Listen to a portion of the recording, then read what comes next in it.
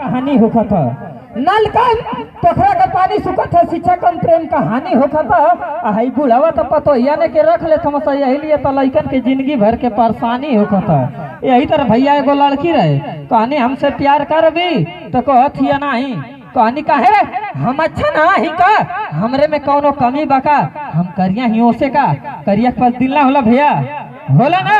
कहल गल है कि सांप के काटे से कबो बिल ना होला और हरामी के मुंह पे सील ना होला। सांप के काटे से कबो बिल ना होला और हरामी के मुंह पे सील ना होला। प्यार तो सबका नसरे पगली, लेकिन हमन करियमन जैसे सबके पास दिल ना होला, सबके पास दिल ना होला।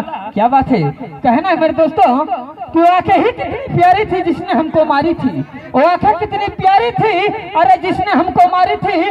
हमको नहीं मालूम था कि इसको भी आसाराम बाबा वाली ही बीमारी थी, आसाराम बाबा वाली ही बीमारी थी। मेरे दोस्तों कहना है कि बंदूक ना बबुआ कट्टा बना दे, सलवीर समाज फाड़ के दुपट्टा बना दे, बंदूक ना बबुआ कट्टा बना दे, सलवार समीज फाड़ के दुपट्टा बना दे।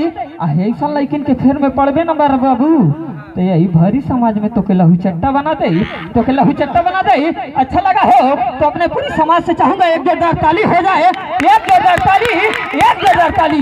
क्या बात है मेरे दोस्तों। तो चले मैं आवाज देना चाहता हूँ आपके मन पसंद